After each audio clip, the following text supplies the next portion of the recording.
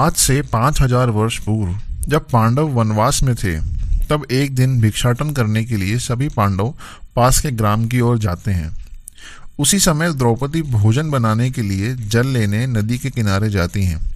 तभी पास से जयद्रथ अपने रथ पर सवार होकर जाता है। जयद्रथ कौरवों की एकमात्र बहन दुशल का पति था। द्रौपदी को अकेले देखकर वो उनकी सुंदरता पर मोहित हो जाता है और उनका हरण करने का प्रयास करता है। द्रौपदी की आवाज सुनकर पांडव तुरंत उस स्थान पर पहुंच जाते हैं। पांडवों को गुस्सा में आता देख जयद्रथ तेज गति से वहां से भागने लगता है, लेकिन भीम उसके रथ को दौड़कर पकड़ लेते हैं। उसे उसके बालों से घसीटते हुए भीम उसे पांडवों के पास ले जाते हैं। क्योंकि दुशला पांडवों की भी बहन थी, इसलिए भीम ने जयद्रथ को ना मारकर मात्र उसके सर पर 5 शिखाएं छोड़ दी और उसके सभी वस्त्र उतार कर उसे अपमानित कर दिया। उसके बाद जयद्रथ प्रतिशोध की भावना से भरकर अपने आराध्य शिवजी की आराधना में लग जाता है। तब शिवजी प्रकट होते हैं और जयद्रथ उनसे मांगता है कि उसे ऐसा वरदान मिले जिससे वे सभी पांडवों को मार दे। शिवजी कहते हैं, पांडवों के साथ भगवान श्री कृष्ण हैं, इसलिए तुम उन्हें मार नहीं सकते। तब जयद्रथ कहता है कि मुझे फिर ऐसा वरदान दीजिए जिससे मैं जीवन में बस एक बार 5 पांडवों को युद्ध में एक साथ रोक सकूं। तब शिवजी उसे ऐसा वरदान देते हैं और वहां से अंतर्ध्यान हो जाते हैं।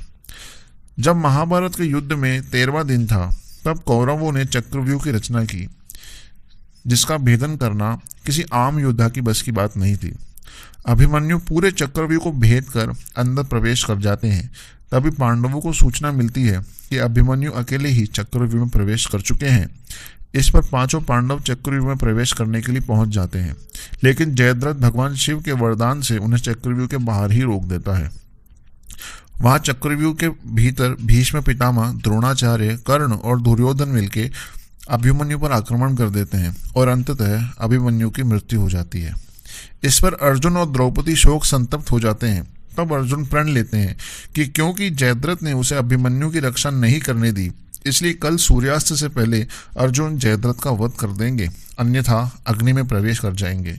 जिस समय अर्जुन ने यह प्रण लिया, उस समय दुर्योधन के गुप्तचरों ने इस बात को सुन लिया और तुरंत दुर्योधन को जाकर सूचित कर दिया।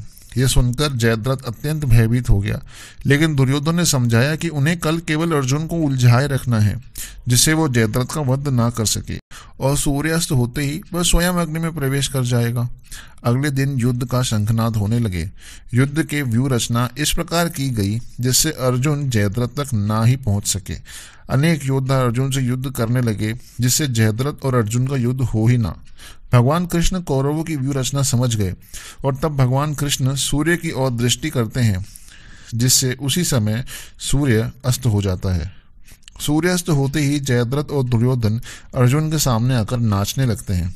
तब भगवान कृष्ण सूर्य को पुनः उदित कर देते हैं और अर्जुन को जयद्रथ का सर भेदन करने के लिए कहते हैं। तब अर्जुन जयद्रथ का वध कर देता है और इस प्रकार जयद्रथ का वध हो जाता है। आशा है कि आपको इस लीला से भगवान कृष्ण के चरणों में प्रेम उत्पन्न हुआ होगा। ऐसी और वीडियोस के लिए बने रहिए हमारे चैनल पर, सब्सक्राइब कीजिए। हरे कृष्णा।